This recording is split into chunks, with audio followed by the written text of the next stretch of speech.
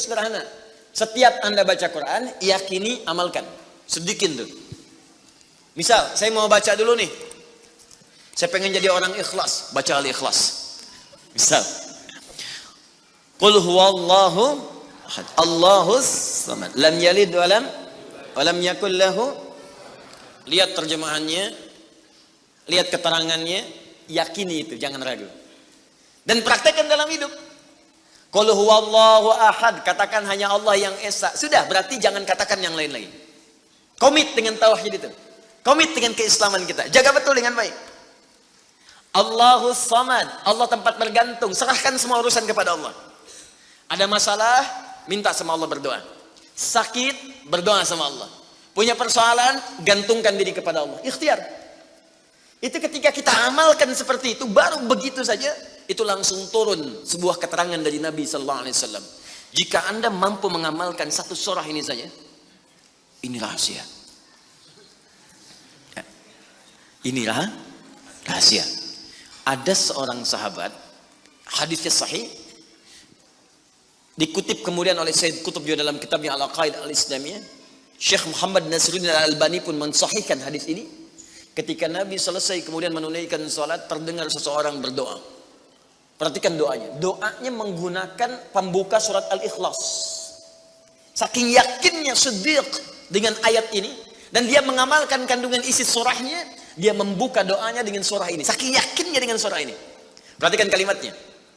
Allahumma ushhidu bi annaka antal ahadus samad, alladzi lam yalid wa lam yulad wa lam yakul lahu kufuwan ahad. Allahumma inni as'aluka an taghfira liya. Hadisnya sahih. Kata orang ini, ya Allah, saya menyaksikan, meyakini ya Allah, bahwa hanya Engkau satu-satunya Tuhan yang layak dipertuhankan dan disembah. Aku meyakini bahwa satu-satunya Engkau adalah Tuhan yang menjadi tumpuan dalam setiap permohonan. Engkau tidak beranak dan tidak diperanakan, dan tidak ada sekutu bagimu. Aku enggak minta banyak ya Allah, aku hanya mohon ampuni dosa-dosaku.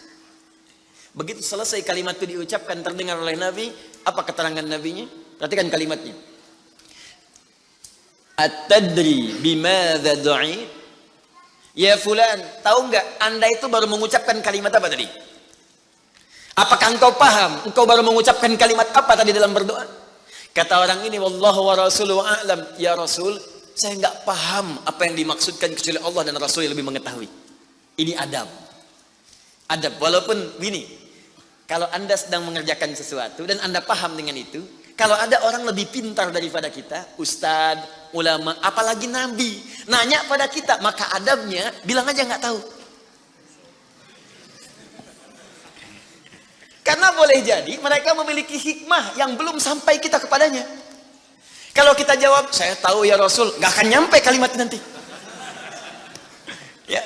Jadi kalau Anda sedang mengerjakan sesuatu, zikir misalnya, la ilaha illa anta subhanaka inni kuntu minadh dhalimin. Tanya ustaz, datang ustaz, masya Allah pak, zikirnya bagus banget. Tahu nggak maksudnya? Tahu, lewat tuh ustaz udah.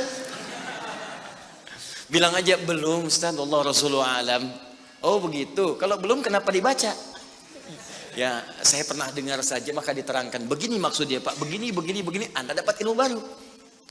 Makanya sahabat seringkali kalau ditanya Rasulullah, bilangnya Allah wa Rasulullah a'lam. Allah wa Rasulullah a'lam. Supaya dapat ilmu baru. Itu diantara rumus di ilmu hadis. Nah, ini kadang-kadang orang kita sekarang sahabat bukan, tabi'in bukan, tanya tahu semua. Bahkan saat ditanya, buka Google dulu.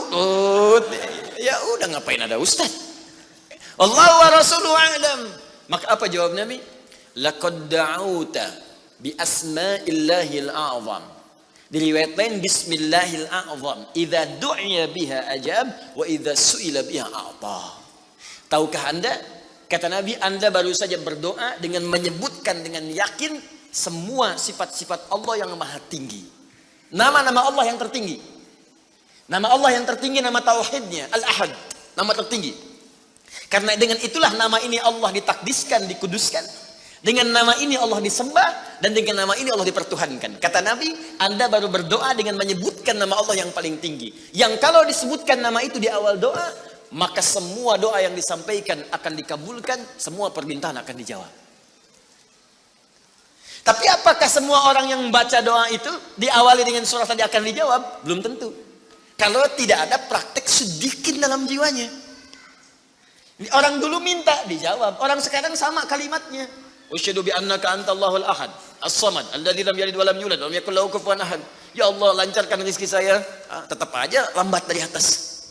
Kenapa? Karena inti ayat itu tidak dipraktekkan dulu. Diyakinkan dalam jiwa kita, benarkan ayat itu, amalkan, pakai dalam doa. Jadi, dan itu buktinya. Rabbin fa'ana bima 'allamtana, Rabbi 'allimna alladzi yanfa'una, nabi ta'allumi wa tawassalna bi ta'limi antarzuqanal wa